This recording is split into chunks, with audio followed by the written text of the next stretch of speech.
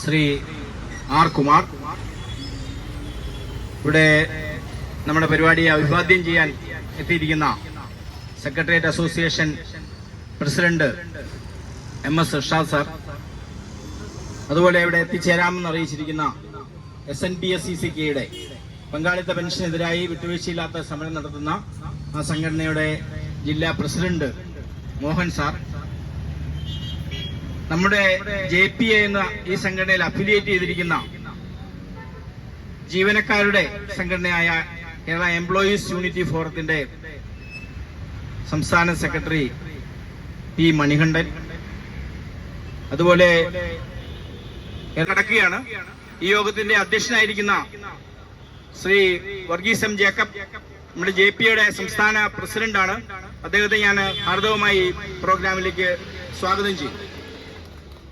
അതോടൊപ്പം JPA അഖിലേന്ത്യാ deputy general secretary ആയിരിക്കുന്ന R കുമാർ, അദ്ദേഹം മുൻ ഗവൺമെന്റ് സ്പെഷ്യൽ സെക്രട്ടറി കൂടിയാണ്. അദ്ദേഹത്തെ ഈ പരിപാടിയിലേക്ക് ഉദ്ഘാടകനായിട്ടാണ് എത്തിക്കുക. അദ്ദേഹത്തെ പരിപാടിയിലേക്ക് സ്വാഗതം ചെയ്തുകൊള്ളു.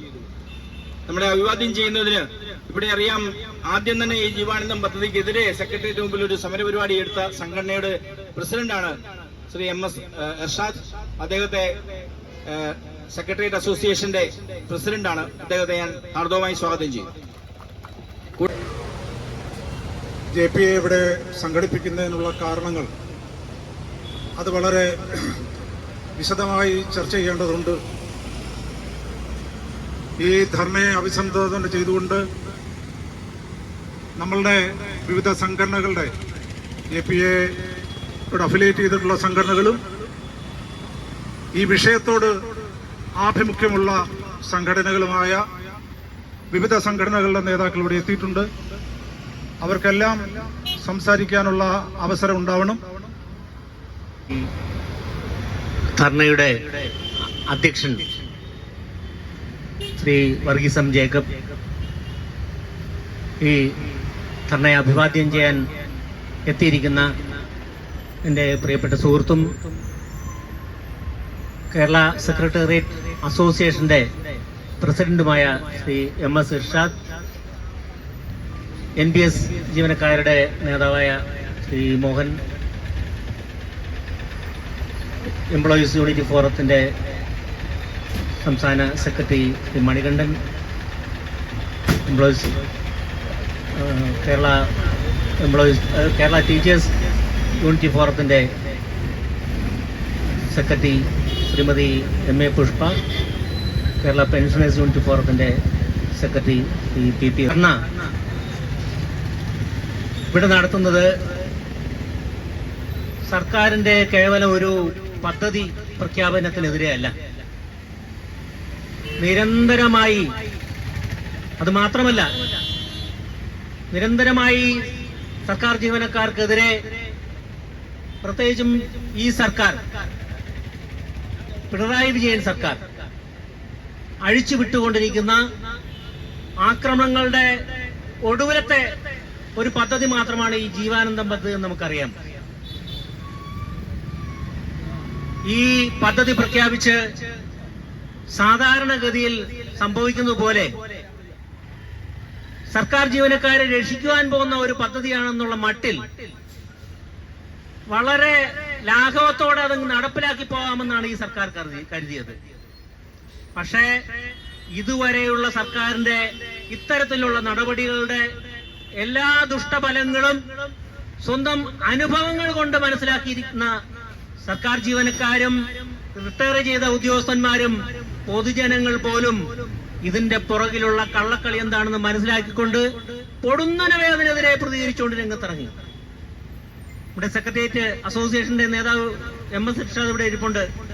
അദ്ദേഹത്തിന്റെ നേതൃത്വത്തിലുള്ള സംഘടന ആദ്യത്തെ ദിവസം തന്നെ പ്രതിഷേധം ഈ സെക്രട്ടേറിയറ്റിന് മുമ്പിൽ നടത്തി. വിവിധ സംഘടനകൾ, ജീവനക്കാരോട് ആഭിമുഖ്യമുള്ള സകല സംഘടനകൾ ഇതിൽ പ്രതിഷേധിച്ചിട്ടുണ്ട്. പ്രതിഷേധിക്കാതിരിക്കുന്നത് ഒരേ ഒരു സംവിധാനം മാത്രമാണ്, പാർട്ടി മാത്രമാണ്. അത് CPM-ഉം അവരുടെ പിന്നണികളായി പ്രവർത്തിക്കുന്ന NGO യൂണിയനെ പോലെയുള്ള സംഘടനകളും മാത്രമാണ് അതിൽ പ്രതിഷേധിക്കാതിരിക്കുന്നു മാത്രമല്ല, അതിനെ ന്യായീകരിക്കുന്ന തരത്തിൽ സർക്കാരിന് വേണ്ടി അവരുടെ ഏജൻസി പണിയെടുത്തുകൊണ്ടിരിക്കുകയാണ്. നമ്മുടെ ധനകാര്യ മന്ത്രി ഇന്നലെ പോലും നിയമസഭയിൽ ഈ പ്രതിഷേധിക്കുന്നവരെ അവഹേളിച്ചുകൊണ്ട് സംസാരിച്ചു. കാള പറ്റുന്ന കേൾക്കുമ്പോൾ കയറെടുക്കാൻ ഇവിടെ കുറെ പേര് ഇറങ്ങിയിട്ടുണ്ട് എന്നാണ്. യഥാർത്ഥത്തിൽ കാള പറ്റതാണോ? സർക്കാർ പുറപ്പെടുവിച്ച ഇത് സംബന്ധിച്ച ജീവമുണ്ട്. അത് ഇവിടെ ഈ നാട്ടുകാരുടെ മുമ്പിൽ മുഴുവനുള്ളതാണ്. അതിനകത്ത് പറയുന്നത് എന്താണ്? സർക്കാർ ജീവനക്കാർക്കായി ജീവാനന്ദം എന്ന പേരിൽ ഒരു ആനുവറ്റി പദ്ധതി സംസ്ഥാന ഇൻഷുറൻസ് വകുപ്പ് വഴി നടപ്പിലാക്കുന്നതിന് അനുമതി നൽകി ഉത്തരവ് പുറപ്പെടുവിക്കുന്നതാണ്. ഇത് നടപ്പിലാക്കുന്നതിന് ഗവൺമെന്റ് ഉത്തരവ് പുറപ്പെടുവിച്ചിട്ട് അതിനെ എതിർക്കുന്നവരെയാണ് ഈ സംസ്ഥാന ഭരിക്കുന്ന ഒരു മന്ത്രി നിയമസഭയിൽ അവഹേളിക്കുന്നത്. ഇത് കാളപറ്റതാണോ അതോ പശുപറ്റതാണോ എന്ന് അറിയാവർക്ക്. ഇതേപോലെ വന്ന എത്രയോ പദ്ധതികൾ, പങ്കാളിത്ത പെൻഷൻ പദ്ധതി കൊണ്ടുവന്നപ്പോഴേക്കും ഇത് ജീവനക്കാരെ രക്ഷിക്കുവാൻ വേണ്ടി പോകുന്ന ഒരു പദ്ധതിയാണെന്ന് പറഞ്ഞാണ് കൊണ്ടുവന്നത്. നമുക്കറിയാം. അത് പല തലമുറ മന്ത്രിസഭകൾ കഴിഞ്ഞ് ഇന്ന് പങ്കാളിത്ത പെൻഷൻ വാങ്ങുന്നത് ദിവസം 15 രൂപ 20 രൂപ കണക്കിനാണ്. മാസം 400 രൂപ 500 രൂപ കണക്കിനാണ് പെൻഷൻ വാങ്ങുന്നത്. ജീവനക്കാർക്ക് ജീവിക്കാൻ നിവൃത്തിയില്ലാതെ വന്നിരിക്കുന്ന ഒരു അവസ്ഥ. അതുപോലെ മെഡിസപ്പ് കൊണ്ടുവന്നു. മെഡിസപ്പ് കൊണ്ടുവന്നപ്പോൾ എന്താണ് പറഞ്ഞത്? ഇന്നുള്ള മെഡിക്കൽ റീഇംബേഴ്സ്മെന്റിനേക്കാളും മികച്ച പദ്ധതി എന്ന് പറഞ്ഞാണ് അത് കൊണ്ടുവന്നത്. എന്നിട്ട് എന്തായി? ഇന്ന് ആ മെഡിക്കൽ ഇൻഷുറൻസ് പദ്ധതി എന്ന് പറയുന്നത് ജീവനക്കാരെ മൊത്തത്തിൽ കബളിപ്പിക്കുന്നു എന്ന് മാത്രമല്ല, ജീവനക്കാരുടെ കയ്യിൽ നിന്ന് അങ്ങോട്ട് പണം പിടുങ്ങുന്ന ഒരു വ്യവസ്ഥയായി മാറിക്കഴിഞ്ഞു. ഹൗസ് ബിൽഡിംഗ് അഡ്വാൻസ് നിർത്തലാക്കി. അതിന് പകരം ബാങ്ക് വായ്പ ഉദാരമായ പലിശ നിരക്കിൽ കൊടുക്കുമെന്ന് പറഞ്ഞു.